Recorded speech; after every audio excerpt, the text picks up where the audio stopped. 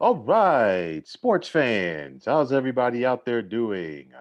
William Martin coming at you one more time here on YouTube with another edition of the 300 Pounds of Sports Knowledge podcast.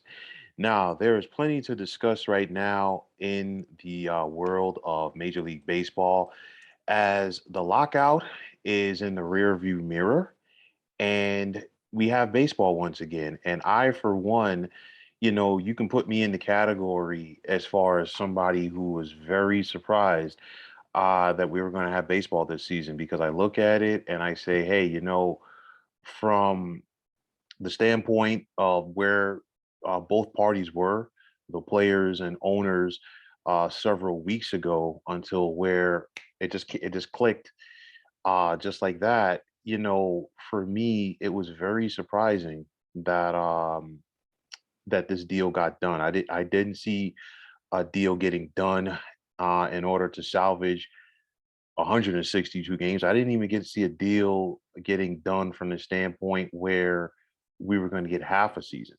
But nonetheless, this deal got done. We have Major League Baseball, and we're going forward. And with that said, there's been a frenzy because there's a frenzy right now to sign prospects, or pardon me, sign, not sign prospects, excuse me, sign free agents in regards to teams looking to fill out rosters because you remember there was some free agency work done prior to the lockout beginning. And, some teams got some guys, but you weren't able to fill out an entire roster. So now, we're seeing that frenzy, coming at you. And, we're seeing some of these big names coming off the boards. We're seeing, Freddie Freeman signing with the Los Angeles Dodgers. We've seen Chris Bryant signing with the Colorado Rockies. And of course, there are some other big players to talk about on that subject. And I'm not going to talk about this subject by myself tonight, as I have the pleasure of having Graham Womack with me this evening. And, Graham and I, we've known each other for some time, and it's been far too long since we have done a collaboration on a podcast. Graham has a ton of insight and when it comes to the sports world. He's been featured in several, national syndications as far as his work. And Graham, I just want to welcome you and thanks once again for joining this podcast tonight.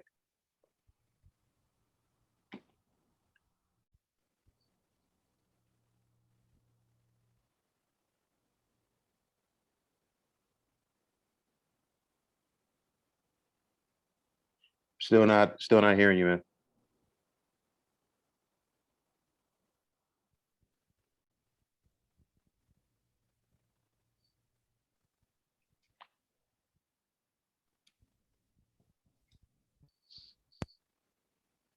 What is going on here? Okay, there you go. There you go. I can hear Oh, you. okay, cool. All right, Yeah.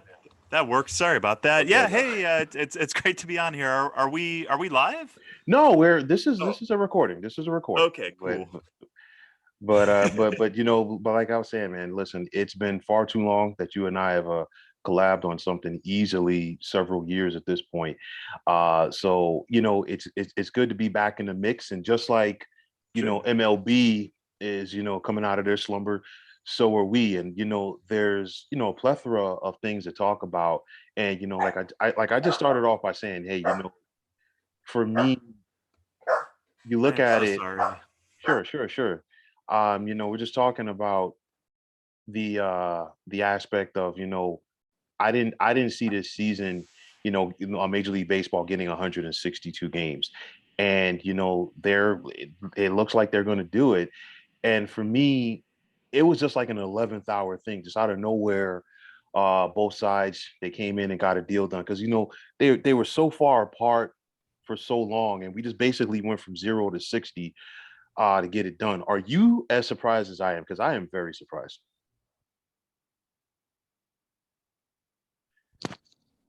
Your audio's acting up, Graham.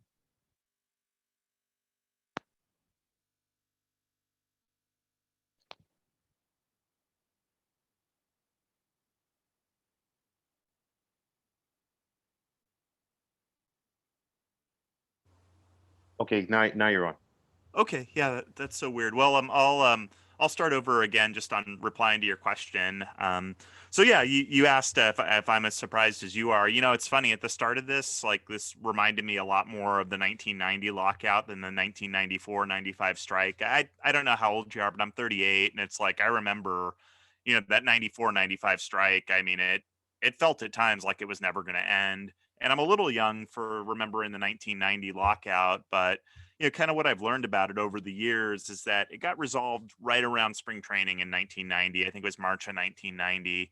So initially, when this was going on, this was kind of how I was feeling as well. Like, okay, yeah, we've got another redux basically of 1990. But as it went on longer, I was getting nervous and I was starting to think that we would lose some games. Because one thing fans might not know is, aside from the 94-95 strike and the 1981 strike, I mean, those are probably the two most well-known work stoppages in baseball history. But there have been other times that labor strife has cost us some games. I want to say 1972. It was a small number of games, but it's like if you look at it, I think that was a year that there wasn't 162 games. So it's something that happens occasionally. And by the end of this, I was thinking there was a pretty good chance that we weren't going to get a full 162 game season. Yeah, I mean, for me, what did it for me was initially going back to the beginning of this, when they were so far apart and the lockout began in December. And I say that from the standpoint that we had so many weeks go by when there was zero communication, and Yeah. for me it was just a lack of urgency. And I said, you know what, these guys are, they're playing with fire right here. And the closer we got to it, the more it looked like it wasn't going to happen. And I've done several podcasts on this, and I said, the lack of urgency from MLB in trying to get this done. And then on top of that, you're flirting with just falling into obscurity because right now a lot of people are paying attention to the NCAA tournament. Yeah. There's a ton of stuff going on with the NFL right now with free agency and trades. The Yeah. NBA playoffs are right around the corner. Stanley Cup playoffs are right around the corner. The NFL draft is right around the corner as well. So it was one of those where nobody was going to pay attention to baseball.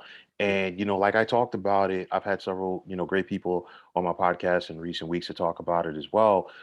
For MLB, there wasn't gonna be, you know, the home run derby like we saw, in the late '90s to save baseball. And I was just like, if you go down this road again and flirt with disaster, how are you going to try to rebound? So I think they were able to save some face in getting this done. Yeah, no, definitely. I mean, I was definitely relieved that they got a deal. It was really kind of disconcerting though to watch the way that, stuff was kind of the way this lockout went. I mean, it seemed especially on the owner side, I kind of sensed a lack of desire to negotiate in good faith. I mean, it didn't like you said, there wasn't really the urgency there. And, this is the kind of thing where, I mean, I would hope both the owners and the players realize they have something fairly fragile in their hands. I mean, Major League Baseball is not in the best of shape. I mean, there's people like me who are going to ride with it no matter what, and I'm guessing yourself too. I mean, we love baseball, and it would be pretty hard to push me away permanently from the sport. But I mean, I will say, to a certain extent, like that strike happening when I was 11, like I've never felt completely the same way towards baseball that I did before, and that could be a facet of just becoming an adult and seeing things differently. But a part of it too is it's just it. There was something that just really didn't sit right about that with me, and it would have been disastrous for baseball to to have that again. Yeah, I mean, I'm looking at it from the standpoint that, hey, I remember 94 very vividly. And, growing up as a kid, baseball was my favorite sport. It no longer is. And, for a Right. variety of reasons. I mean, I could sit here and talk to you about a couple of hours how I feel like analytics is really destroying the game.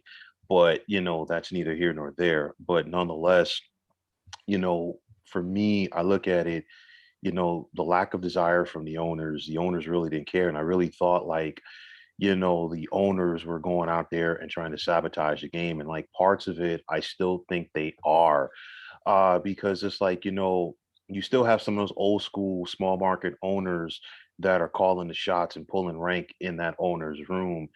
and they're trying to do whatever they can to try. They try to hinder the sale of the New York Mets to Steve Cohen from the Wilpon family several years ago, and then they're still trying to put this guy in his place, because they feel like he's bad for them because he wants to spend money and he wants to see a winning product on the field. And I tell people, when George Steinbrenner first purchased the Yankees, and for the majority of George Steinbrenner's time as the owner of the New York Yankees, he was not liked by the majority of the owners in MLB because Steinbrenner was like, hey, you know what? I'm going to spend money. And then, of course, we saw the luxury tax implemented. Now we've seen several tiers to the luxury tax implemented and the quote unquote Steve Cohen tax now. And, you look at it and, of course, there's more small market owners than there are big market owners. And of course, in their eyes, Steve Cohen is still the new kid on the block. So I feel like, it was one of those where the small market owners were trying to hinder, the big market owners and what they do. I mean, we've seen the Dodgers for basically like the last 7 or 8 years. They're just like, what the heck with it. I'm gonna go out there and spend. But I'll pose not to sound too long-winded, but I'll pose something to you that I talked to some of my guests about this several weeks ago.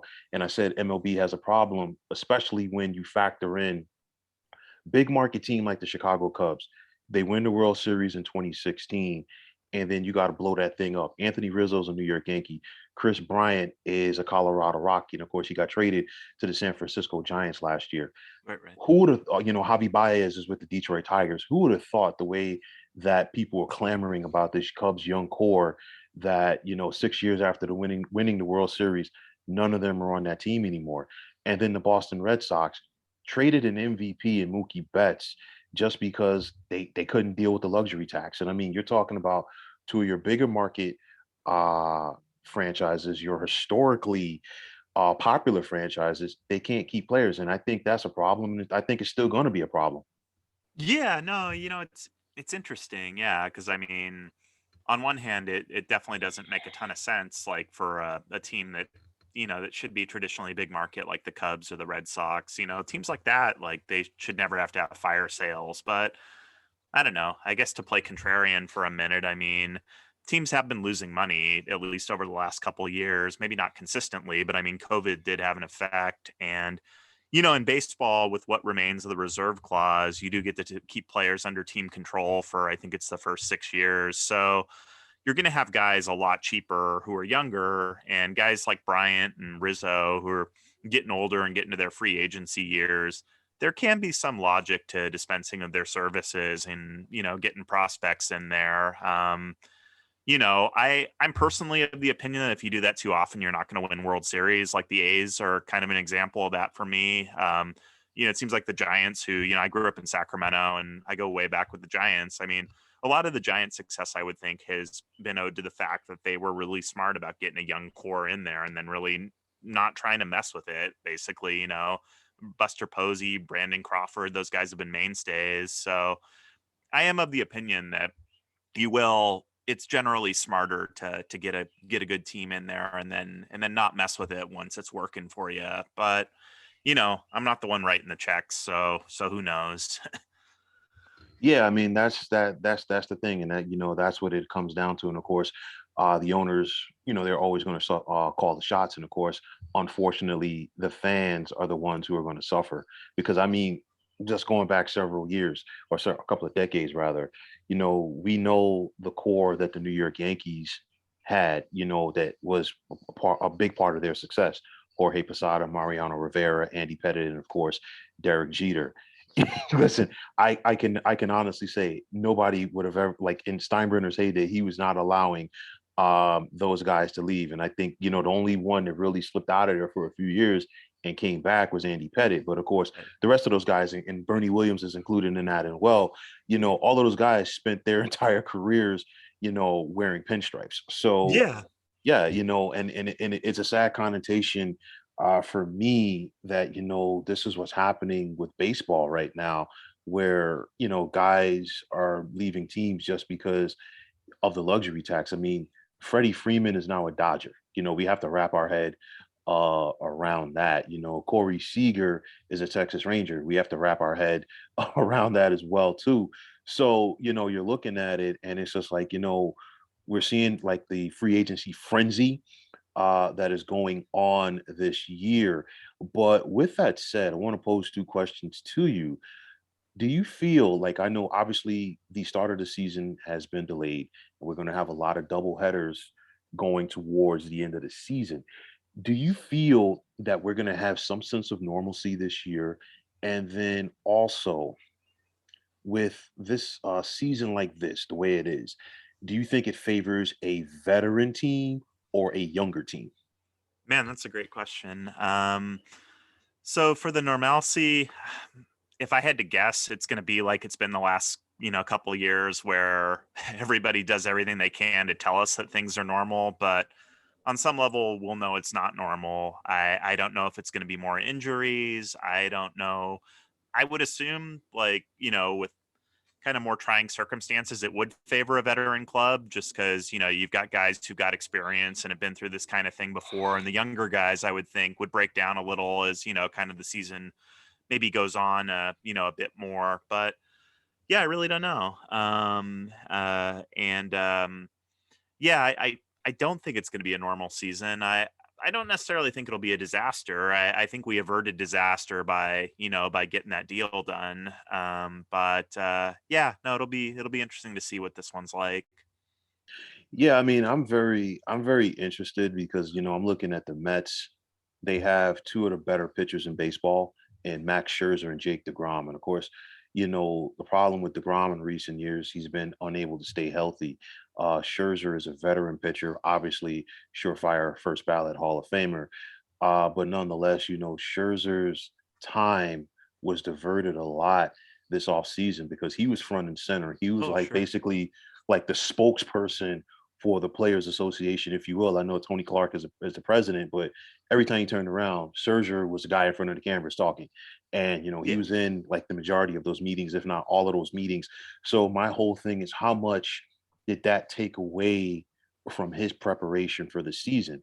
So, those are things, I question with, veteran players. And obviously all veteran players are not in a scenario like that. I'm just using those two for an example, but it's going Oh, to be, sure. but it's going to be interesting to see. And then for me, one thing that caught my eye, two things that caught my eye that I'm not a fan of. I'm going to start with the first one here and get your thoughts. The shift being banned. How do you feel about that? I don't like banning stuff in baseball. I mean, the shift's been part of the game since at least Ted Williams in the 40s. I mean, Lou Boudreau used to do it to him. And Williams, it was great. I think he finally eventually had a time where he bunted and it went down the third base line. And like nobody was expecting that because it's Ted Williams and, maybe greatest pull hitter in baseball history. But Yeah, I don't like banning the shift. I don't know. I generally prefer what baseball typically does, which is tinker with the rules just enough that the game's able to shift around to what people need it to be. Like I know for me, I'm pretty tired of three true outcome baseball. Like I don't just want to go to the ballpark and see a home run, a strikeout, or a walk. I love to see a triple. I love to see somebody, hit a double down the left field line. There's just the game should have so many different parts to it, and I'm okay with the shift being one of those. But I don't know, man. What are your thoughts?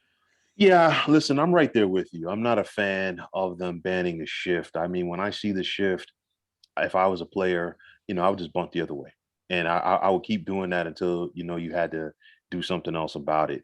But then, to your point, this is how the game has changed because, unfortunately, we have a league of Dave Kingmans, and it's just like Yeah. like you swing for the fences, like a league full of pull hitters, guys don't know how to, go the other way with the baseball and be contact hitters. And, this is a problem, in my opinion, that starts with analytics because you have guys that are like just worrying about stats or worrying about what the computer says, if you will. And the thing is, that's not baseball because, you and I are around the same age. So, obviously we were privileged to see Ricky Henderson Oh, play. sure. And obviously, there's a very strong case that Ricky Henderson is the greatest leadoff hitter of all time. Oh, But when yeah. Yeah, yeah. but when you think about Ricky's prime, he wasn't the only good leadoff hitter that we had. You had Lance Johnson, you had Tim Raines, you had Brett Butler, you had Vince Coleman, just to name a few. And it was all about that table setter. That table setter knew how to get on base. He knew how to work the count. Your two guy was a guy who was a contact guy who could move the base stealer over, stay out of the double play, and then of course that sets up the heart of your order 3 4 5 Sure. to come in and do what they have to do.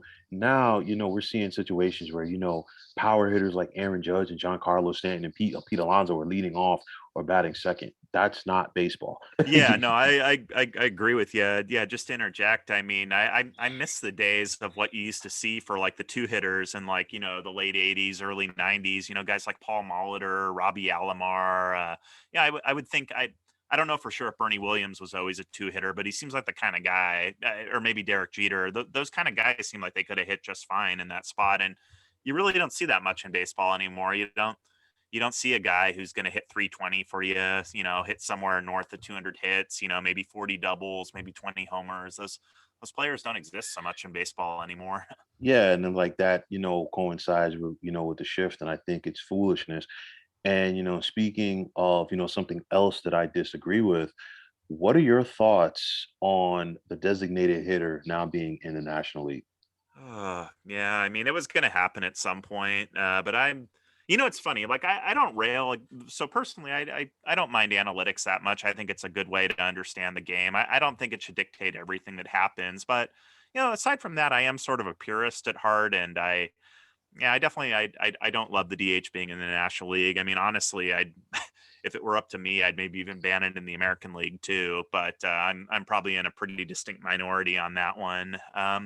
It'll probably make for more exciting baseball. Pitchers in general are not good hitters. It's really really fun when you get a pitcher once in a while who can rake. But yeah, it was only a matter of time before it was going to get implemented in the National League as well. What do you think? Yeah, I mean, honestly, the writing was on the wall after the 2020 season. The shortened season was 60 games, and of course, we had the universal DH that year. And I was like, it wasn't a matter of if; it was more like a matter of when.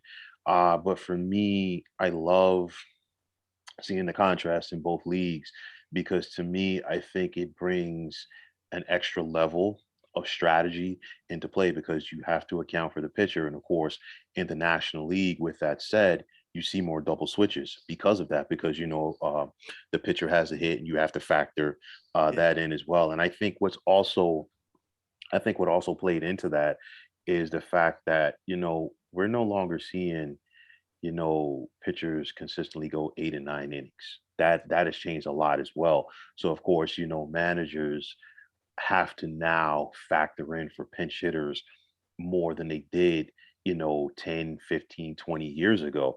I mean, now if a guy, if a pitcher gets 2 complete games in a season, he's lauded. Or if, we have a situation where if a pitcher throws 200 innings now, he is praised and he's like looked at like he's a god. And then on top of that, you're worrying about, oh, is he going to be fresh? Is that going to wear on him for next season? And I'm like, I think back, to the era of the 1970s, and I've talked about this before on here. Steve Carlton, Tom Seaver, just Jim Palmer. These guys consistently threw 300 innings Yeah. every single year. And for me, this is a part of it. Guys are overthrowing. Everybody's not meant to throw a 97, 98 mile per Yeah. hour fastball consistently.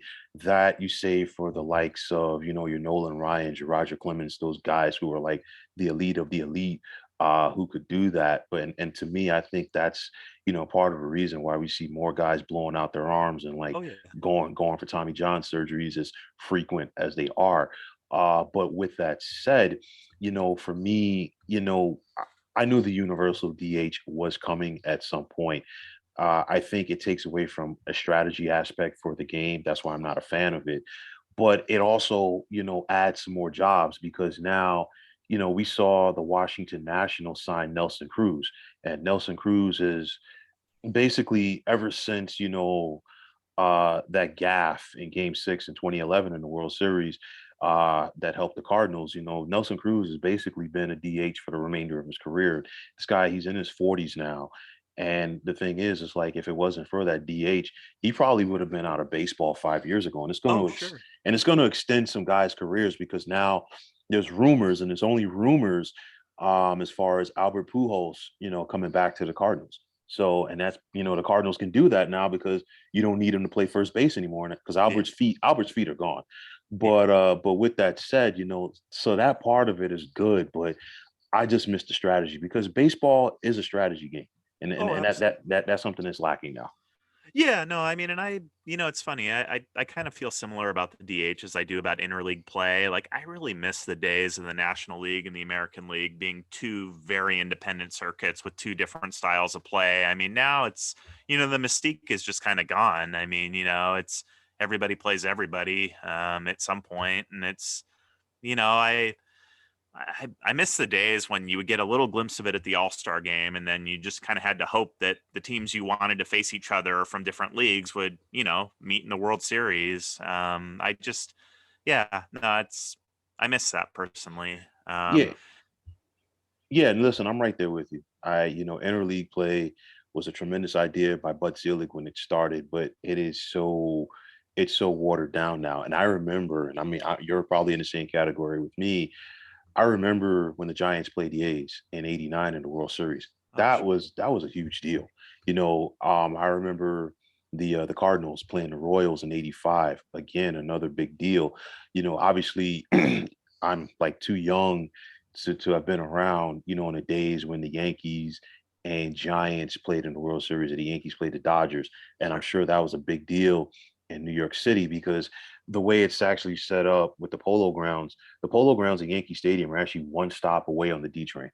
Oh, yeah, So yeah. Those yeah, yeah, aerial photos of the two right, of them, and you can right, see them. Oh, those are right, great. right. And I mean, it was a big deal when the Mets and Yankees, faced each other in the World Series in 2000. But it's one of those where I think interleague play is only good in those regions where you have a common rival either within your city or within that state.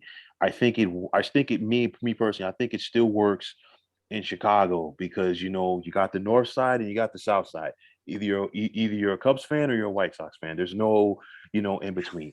With the Mets and Yankees, I still think it works. To me, I really would have loved, and I'm still hoping that at some point that MLB puts a team back in Montreal because I love seeing Sure. the Expos and the Jays go at it. It's good for the Beltway because you have the Orioles and Nationals, but it doesn't help that the Orioles aren't good right now. For me, with Oakland and San Francisco, for now, hopefully the A's do stay in Oakland. I think it works. Some of that was taken away with the Astros, of course, going to the AL West, so they play the Rangers 18, 19 times a year.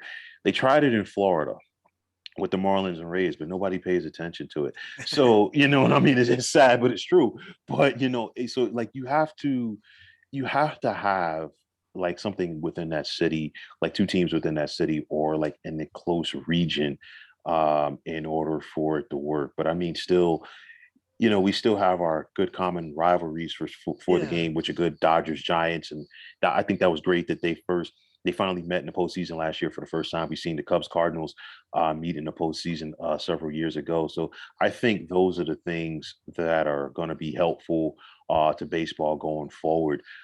With that, now another question that I definitely want to pose to you, and that is, Rob Manfred. I mean, basically, he's been public enemy number one since the lockout, before the lockout even began. And granted, Rob Manfred is no different from any other commissioner in sports, where he works for the owners first Right. and foremost. They're the guys who sign his checks. So, is there anything that Rob Manfred can do to improve his public image right now? I mean, I don't know. Maybe hire a PR consultant because in terms of what he would actually need to do, and I don't know if the owners would ever let him do it. He really needs to be independent of both the owners and the players. He needs to be, in a position where he could rule independently. And I also don't really know how that works with like labor laws and everything, but definitely right now he's a puppet of the owners, you know. I don't consider him the worst commissioner actually of the three major sports. To me, Roger Goodell is much worse than Rob Manfred, and I think Adam Silver is really pretty good. You know, as far as I can tell. But yeah, no, I honestly don't know with the way that baseball's labor laws work. If you could have an independent, or I shouldn't say baseball's labor laws, just labor laws in general, just anywhere where there's collective bargaining, I don't know how independent of a commissioner you can have. I'm showing my ignorance here, but yeah, that's what I wish there could be. Because I mean, you know, it's funny. I think people, yeah, who maybe don't know as much sometimes are like, oh, if I was commissioner, you know, things would change tomorrow. And it's like, no, you wouldn't. Like, you might try and the owners would fire you the next day. I mean, you know, so it's, you know, he's in a tough position. So yeah, probably the best he could do is, you know, really get better at his, you know, just his interviews. Like he was saying stuff during the lockout, like, oh, you know, you know, you owners, they make more if they invest in the stock market. It's like, dude, owners are doing just fine. Like if they're invested in a team, like the valuation rise, you're, you know, you're you are not hurting on a long term, you know, and whatnot. Yeah, I mean, listen, those owners, they make money hand over fist. And I mean, there's never, even with what they say publicly, there's never a scenario where those guys are losing money, but it's just the fact that some of these owners know that, hey, they don't have to spend money and they could still, profit, Right. from their teams, local TV contracts, national TV contracts, merchandising, you name it. Yeah. And of course, I had talked about that recently, with Derek Jeter, leaving the Marlins. And I think that factored into it as well. But, nonetheless, those guys are making money. And it's like, of course, you know, Rob Manfred, he's there to take the shrapnel for, all of these owners because unlike the NFL, the MLB owners, for the most part, they're behind the curtains. You really don't know who these guys are. They're not, front and center. Yeah, The only you don't really have a Jerry Jones no, in no, MLB right now. no. And I mean, Steve Cohen, to me, I think he has the potential to be the new George Steinbrenner. I just don't I think maybe not as arrogant as Steinbrenner was initially in the 70s when he purchased the Yankees, but I still think Cohen has that, aspect to him. But, for the most part, MLB is a faceless organization, you know? Yeah, it's interesting, yeah, because it definitely hasn't always been that way in the past. You had guys who were pretty brash, or just people who were, who are out there. I mean, yeah, George Steinbrenner is one big example, and there've definitely been others: Belvec, Charlie Finley, and I'm sure I could name more. But yeah, no, for whatever reason, it's baseball's almost kind of become a passive investment in recent decades, where you get your buyers group together, you get in, and then you just enjoy that rise in franchise valuation, which seems to just go up no matter what. I mean, I think it's around a 10% average, and then that doesn't count all the other ways you can make money in baseball. You named a bunch of them, and then stuff like expansion fees, or oh gosh, just having a good enough operating budget that you can clear some extra money. I mean, because yeah, with what remains of the reserve clause, you can keep salaries pretty low if you want to. Yeah, and for me, I've been a proponent of this for a long time. I felt like, if you're going to penalize teams for going over the cap, I've always said, you need to have a floor. And, like, let's say if you're going to start penalizing teams if they spend more than 150 million, okay, let's make the league minimum, 75 all the way around. Every team has to spend at least 75 million. I really think that that would change things. But the problem is, the small market owners, they still call the shots in that room. And, speaking of calling the shots, do you think that MLB fans as a whole will be forgiving of Major League Baseball for, toying with possibly not even having a season this year? I think so. I think the players and the owners were able to get a deal done just in time. Like if this had escalated to a full strike, it'd be a much different story. But this this seems like they were able to stop short of the point of doing significant damage. I mean, what they did do, it's not great. It looks like basically millionaires and billionaires having a fight. That's what it looks like. And granted, there are a lot of players out there who are not rich. Correct. Especially like if you look at minor leaguers and then guys who are fringe major leaguers, like there's and then they gotta make whatever money they're gonna make from this, and then it's on to the next thing. It's you know, a lot of these guys could probably deserve a little more sympathy than they get from the public. I'm talking players, but no, I think the fans will come around. I mean, even after the 94-95 strike, which was kind of worst case scenario, I mean, fans still eventually did come back. Honestly, I mean, Sosa and McGuire helped, and Cal Ripken Jr.'s record chase helped. But I think even regardless of that, there are just going to be people, like myself, like you, like others who just, we love baseball. And even if it's not our favorite sport, I mean, to be honest with you, baseball's not even my favorite sport to watch. I prefer watching football or basketball generally. It's just more exciting. But I love baseball. I can't ever completely walk away from it. It's just I'm physically incapable of that. I can't do that. Yeah, I mean, listen, I'm definitely still going to watch. I mean, to me, MLB is in a little bit of a conundrum because they're trying to change certain facets of the game to bring in a new, younger audience, but at the same time, I feel like, you know, they're flirting with alienating, some of the fans that they currently have right now. I'm not a fan of, the change, like the pace of play as far as pitch clock and things like that. I was surprised that the players didn't agree to have the robo umps.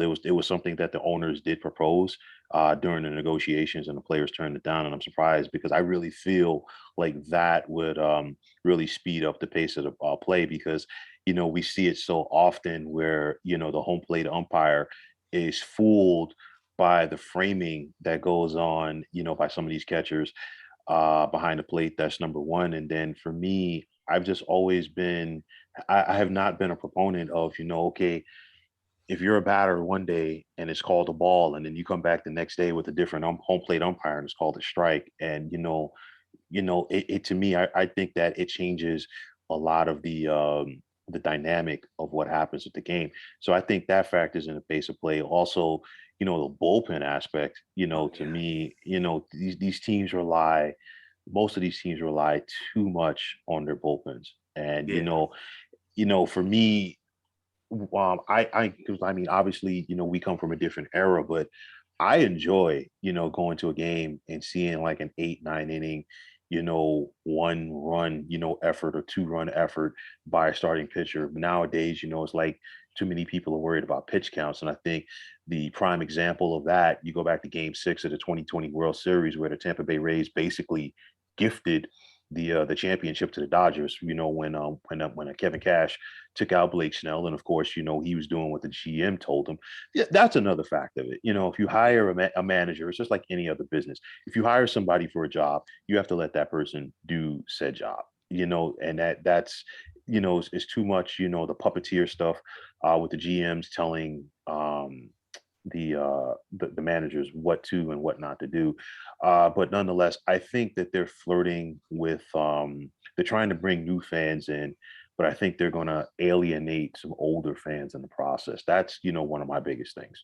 Yeah, I don't love like bullpenning and whatnot. I mean, there is something to be said for kind of some of the research that shows how much worse or pitchers will do their third time through a batting order. I mean, there's something to that, but I'm also of the opinion though that if you have a guy who you are going to get 7 or 8 innings out of, and you get to save your bullpen, like there's also some value in that as well, and you can save your relievers for more high leverage situations. And yeah, just not have to be carrying so many pitchers, even hopefully, because you don't want to have to be carrying like 12, 13, 14 pitchers if you can avoid it. If you can have your entire pitching staff be like 11 guys, and then that frees up to have what is it, 14 guys for position players. To me, that's much better, especially with universal DH now. I mean, it's just you are probably gonna have to have an extra position player at least for that. Yeah, and I mean that's something, to your point, that's why the majority of these bullpens come late August, they're taxed and they run out of gas. And you can see a guy who probably had an ERA for the season, maybe like between 2 and 2.25. Now all of a sudden that ERA could jump to 2.75 or even closer to 3 because now he's gassed because teams are accustomed to seeing what he does. And again, granted, if guys are throwing 96 or 97, that's cool. But the fastball is still the easiest pitch, to hit in baseball because Yeah. it's straight. It's all about having some junk pitches in there, curveball, changeup, slider. You gotta mix it up, and that's the other thing. Guys now they're throwing like 92 or 93 mile an hour sliders, 88, 89 mile per hour changeups, and it's like I just think about a guy like Johan Santana for an example. He knew how to throw you a 93, 94 mile per hour fastball, but then he could come back with a curveball or a changeup in the 69 to 75 mile per hour range and really, keep guys off balance. So that's to me, I think that's another problem. Is it's just like, Oh yeah.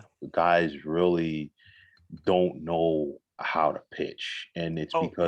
because they're not being taught. Just like hitters don't know how to, work all parts of the field.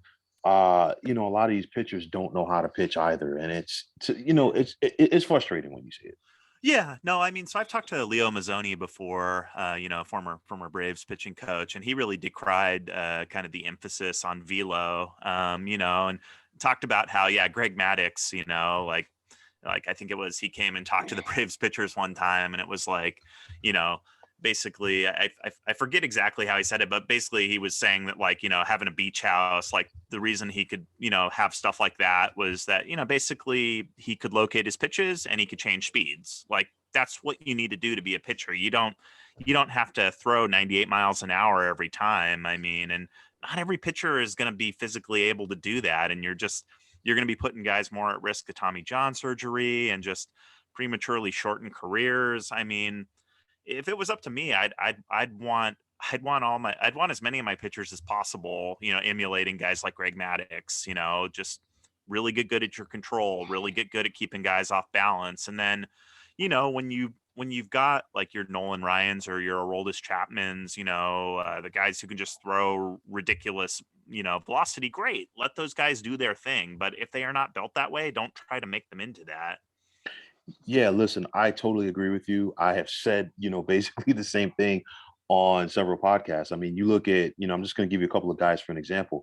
Pedro Martinez and Randy Johnson, when they were in their primes, and especially when they first came up to the big leagues, they were flamethrowers. I mean, you go back and you watch Pedro when he first, I mean, I know he started out with the Dodgers, but he really became Pedro with the Montreal Expos. And then, of course, those first couple of years with the Boston Red Sox, he was throwing heat. Oh But yeah. then, as Pedro got older, Pedro learned how to pitch and, it prolonged his career. Same thing could be with, Randy Johnson and even a guy like Bartolo Colon. When Bartolo Colon first came up with Cleveland, he was more of a power pitcher. And of Yeah. course, as the years progressed, Bartolo had to change it up. And to me, I'm a fan of having, guys throw, knuckleballs as a primary pitch. I'm a fan of like guys being like quote unquote, junk pitchers. I mean, you think about Charlie Huff in the later part of his career, he was out there throwing junk. He wasn't the same guy, that he was earlier in his career. And there's so many other guys like that. I mean, because it's not a natural motion for the body to be throwing, that many pitches for your elbow Oh yeah. and for your shoulder. You're going to do some damage. I mean, you think back to, the Necro brothers and Gaylord Perry, guys like that, who Yeah. weren't power pitchers, but they made a career out of it. And of course, I Yeah. think Greg Maddux and Tom Glavine, I think, are the poster boys of that from the 90s. Everybody's not going to be Clemens. Everybody's not going to be Nolan Ryan. And like everybody from this era is not going to be Max Scherzer. I think Scherzer is a guy who can naturally, bring the goods as a power pitcher. I think, a guy like DeGrom, who is now pitching with Scherzer, I think DeGrom would be more effective and he wouldn't be as frequently injured as he has been in recent years. If instead of, trying to hit 98, 99 consistently, why don't you work for 94? Save that really hard pitch for like, if you're in a jam in the seventh inning and you're just trying to get out of the inning and turn it over to the bullpen. Save it for that 2-2 situation. Then you bring it because your opponent, the hitter, hasn't seen it for the entire game. Now, you're giving him something else to think about. And at that point, the odds are in your favor. Yeah, no, absolutely. No, and I think one thing too that's important to point out is even a guy like Max Scherzer, he wasn't he wasn't Max Scherzer for the first several years of his career. He was a guy who, really was struggling to kind of find his place in baseball and then really came into his own. I forget when exactly, but I know it was at least It was after he got traded from Arizona to Detroit. yeah. That's when it really started to click. Yeah, no, absolutely. Yeah. Oh, sorry, go on. No, I was just gonna say, like, maybe being around Verlander had something to do with it, but please go ahead.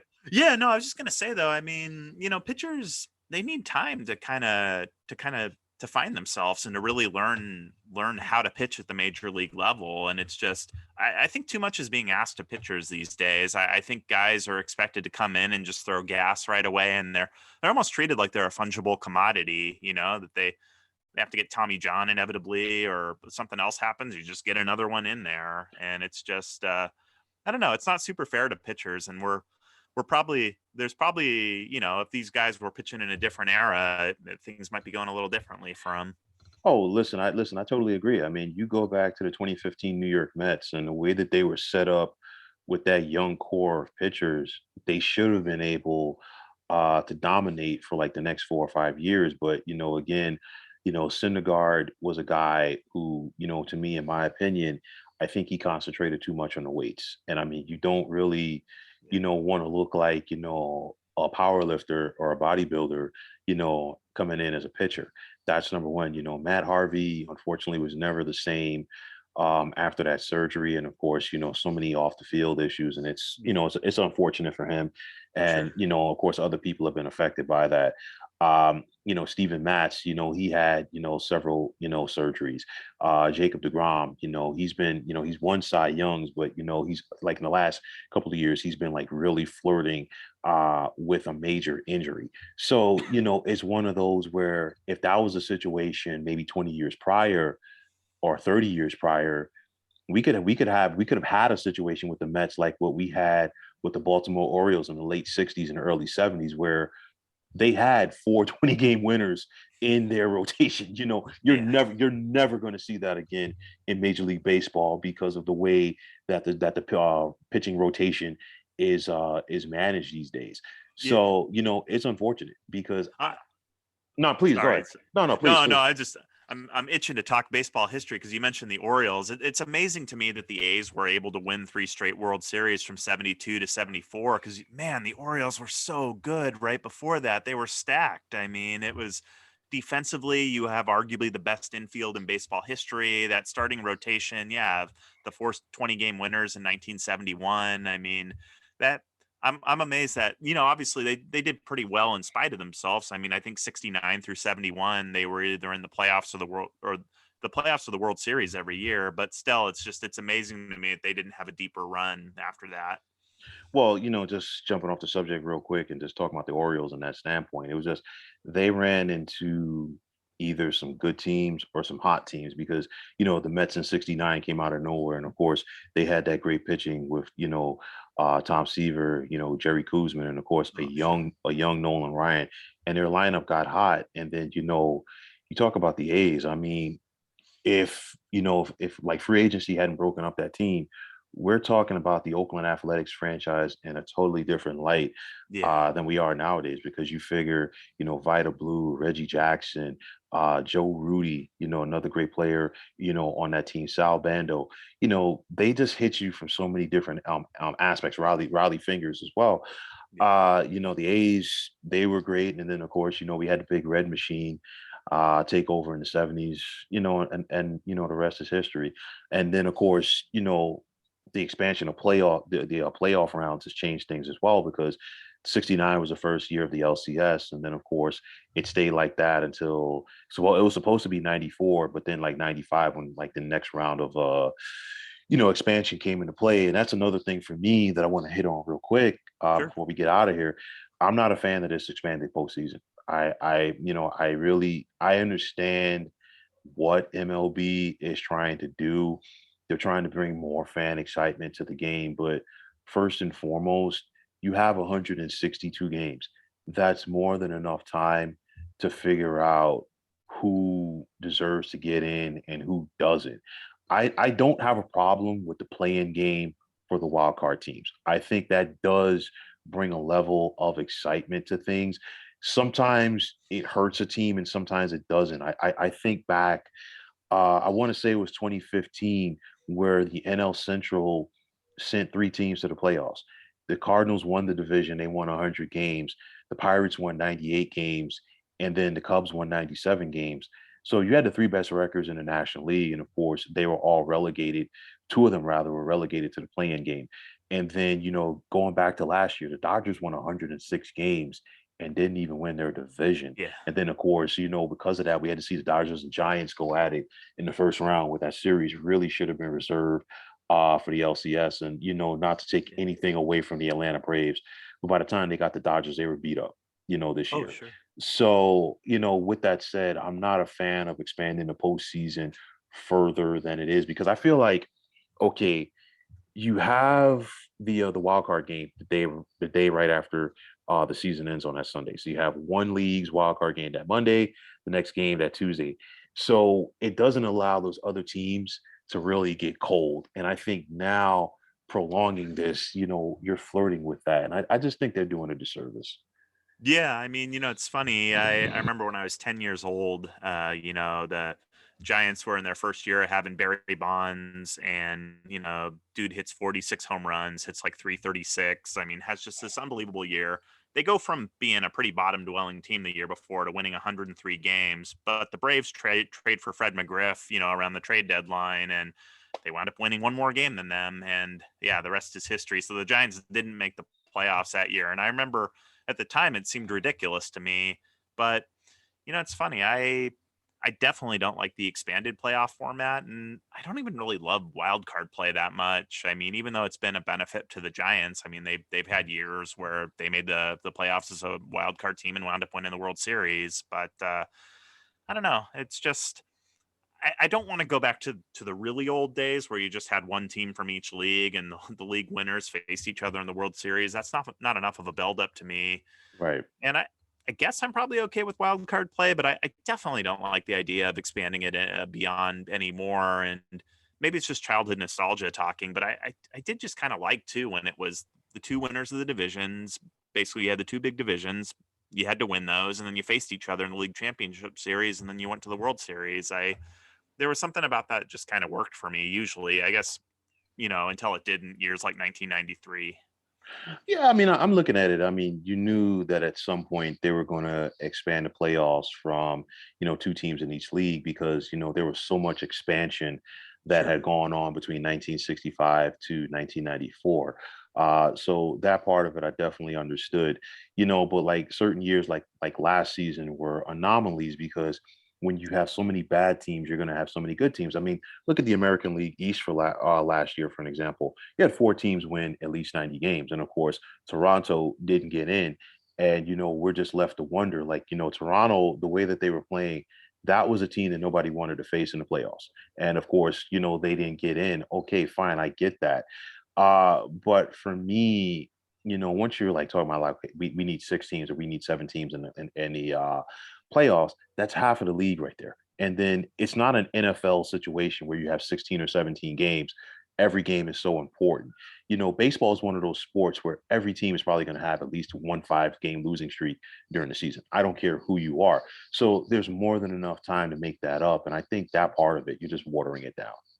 Oh yeah, no, absolutely. And playoff series can be fluky too. I mean, you'd think that every team that wins 100 games would, like if they're going up against a team like say in an expanded format, you're facing a playoff team that finished 79 and 83. Yeah, if you're the 100 win team, you're probably going to win that, but there will totally be fluky occasions where the 79 win team goes ahead and guts it out and they're moving on to the next round of the playoffs. And I don't know. I mean, I guess if it's not the norm, I could live with it, and it might even be kind of interesting. Like I know the 87 Twins going like 83 and 79, I think, and winning the World Series. There's a part of me that really enjoys that and thinks, "Oh, well, I love I love that there can be flukes like that in baseball, but yeah, I definitely wouldn't want that to be happening every single year. And an expanded format, it does seem to slightly raise the possibility of that.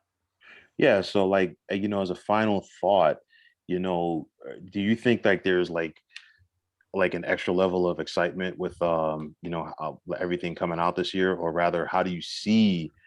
Or let me rephrase the question: how do you see the season playing out from an excitement standpoint?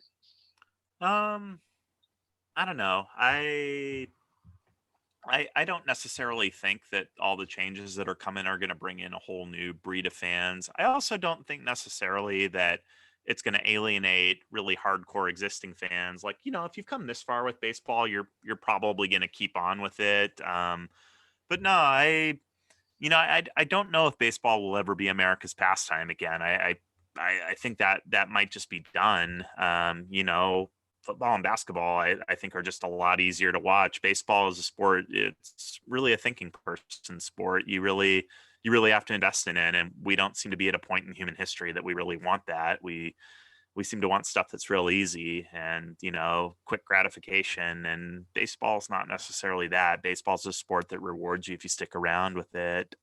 So I don't know. It'll be interesting to see, if expanding the playoffs and universal DH and any other changes that could be coming down the pike if those help. But to me, they're it's not anything I'd count on. Yeah, so there you have it. And Graham, I thank you for your time. This has been a great hour. The hour went by extremely quick. And I'm gonna, pose the question to you that I pose to everybody that is a part of this podcast. Is there anything that you want to like let the people know that you're out there doing? Because again, you've contributed to a lot of good stuff, Oh, sure. out there. And so, so this way, people can find it and support it. Yeah, no, you can find me on Twitter at Graham Dude. That's my name, Graham, and then the word dude on the end of it. My website, which I've had since 2009, is baseballpastandpresent.com. I'm not freelancing a ton these days for baseball kind of stuff, but I'll have like an article in the Sacramento Bee every now and again. In the past, I've written for like Sporting News and Sports Illustrated, the San Francisco Chronicle, Sports on Earth, and a number of other places. So yeah, and then the other big thing is my specialty is the Baseball Hall of Fame. So at some point, I do want to write a book about the Hall of Fame. I've done a small bit of work for it, and I have to do a whole lot more probably over the next several years if I want to make something happen. Well, Graham, definitely, I appreciate your time on this podcast.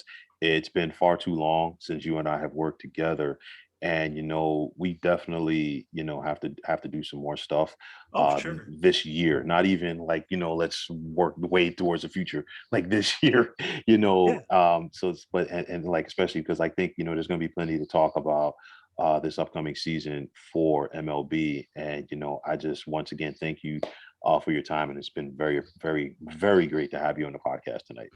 Yeah, it's my pleasure, William. Anytime. And with that said, folks, if you like what you saw and listened to tonight, please feel free to hit the like button as well as subscribing to this channel. Always, if you're on Twitter, please feel free to follow me at 300 Pounds of Sports. And like I always say, if you follow me, it'll be my pleasure to follow you right back. There's also the sports discussion group on Facebook at the Sports Depot 365. You can check it out. Drop a line to be a part of one of the better sports debating sites going on social media. So for Graham Womack, my name is William Martin, signing off, saying take care, have a wonderful day, and thanks once again for tuning into the 300 Pounds of Sports Knowledge channel here on YouTube.